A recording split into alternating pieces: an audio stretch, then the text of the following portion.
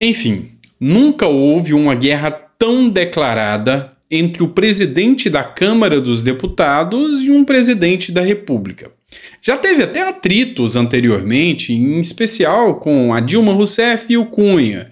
Bolsonaro também teve uns atritos com Rodrigo Maia, mas da forma que Lira e Lula estão travando a guerra ainda não havia acontecido. A grande questão é que muito ainda tem que acontecer no desenrolar dessa história. E Lula ontem entendeu de uma vez por todas que ele não é o mesmo Lula de antes e não consegue dialogar com o Congresso. Matéria do G1 para vocês aqui. Os partidos independentes recusaram um encontro com Lula e Planalto cancelou a agenda com líderes. Presta atenção o que aconteceu. Vamos lá. Lula, ele quer agora entrar no embate, porque até agora ele não dialogou com nenhum deputado. Ele teve mais encontros com líderes mundiais, inclusive ditadores, do que com próprios parlamentares até da sua própria base. A presidente do PT, a Gleisi Hoffmann, pouco conversou com Lula depois que ele se tornou presidente da República. E isso vem causando um caos dentro do governo, dentro do próprio PT. A grande questão é que Lula tentou trazer os inimigos, ou seja, os líderes parlamentares, para dentro do Palácio do Planalto. E a questão é que eles não querem dialogar com Lula. Até pessoal da base, o PP do Lira falou que não vai. A União Brasil, que tem inclusive ministérios com o governo Lula, falou que não vai. O PSB, que é o partido do Alckmin, disse que não vai dialogar com Lula. Ou seja, Lula está ficando cada vez mais isolado. E a força das emendas é a única força que Lula ainda tem no Congresso. O Lira foi entrevistado ontem. Na entrevista que ele deu, ele disse que o Congresso é conservador e liberal e não vai deixar nenhuma pauta de esquerda passar. E, na verdade, a gente sabe que a chance do Lira articular para essas pautas passarem vai desgastar o poder que Lira tem dentro do Congresso. Vamos entender um pouquinho, tá? Lira, desde o governo Bolsonaro, ele veio ganhando força para articular com os deputados. Tanto é que na reeleição, Lula não queria Lira de jeito nenhum. Mas Lula sabia que ia perder. Ia perder feio, porque Lula tem em aliados dentro do Congresso não mais do que 130 deputados. Eu estou falando do universo de 513 deputados. Então, Lula não ia ter força. Acabou por dar apoio para o Lira, que entrou com 93% de todos os deputados. Alguns, como o do PSOL, entre outros, e ainda que são aliados de Lula, não votaram com Lira. Lembrando que o PSOL é incontrolável. O PSOL já votou contra o próprio arcabouço fiscal do Lula, ou seja, é aliado, mas de vez em quando ele bate de frente com o Lula.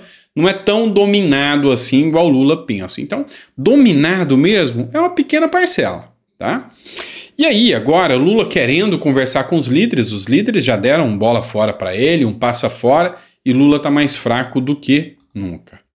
Aí, para tentar resolver o atrito que ele está tendo com o Lira, porque ele sabe que o Lira é muito forte, ele chamou o Lira para ir no Alvorada. Até então, os dois não tinham feito uma reunião conjunta, uma reunião presencial.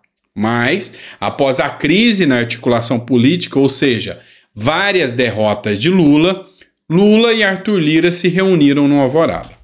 Por que eles se reuniram?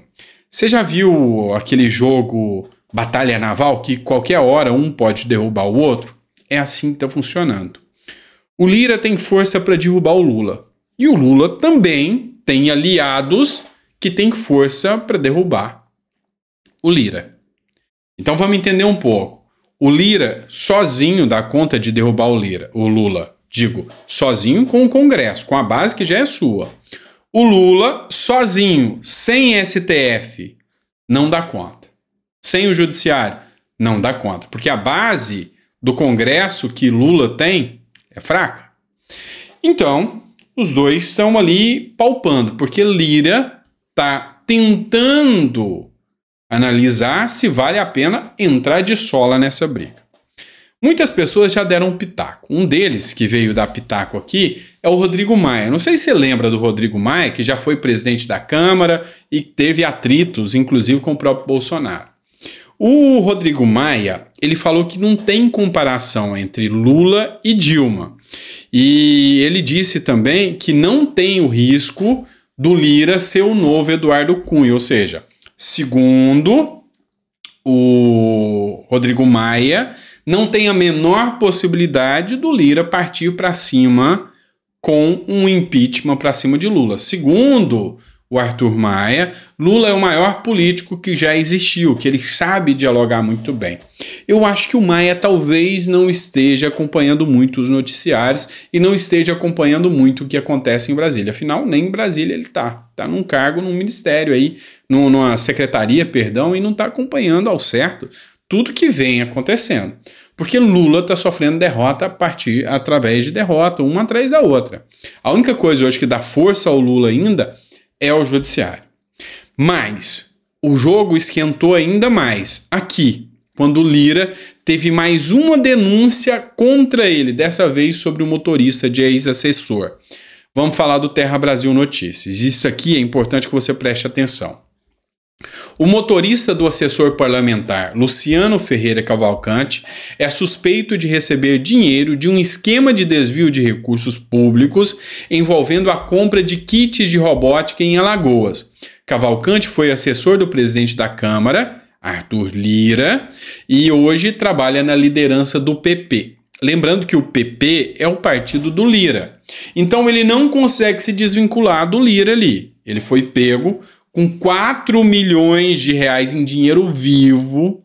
Segundo eles, é fruto de uma fraude em compras de kits de robótica com dinheiro do orçamento secreto, e hoje ele trabalha na liderança do PP, que é o partido do Lira.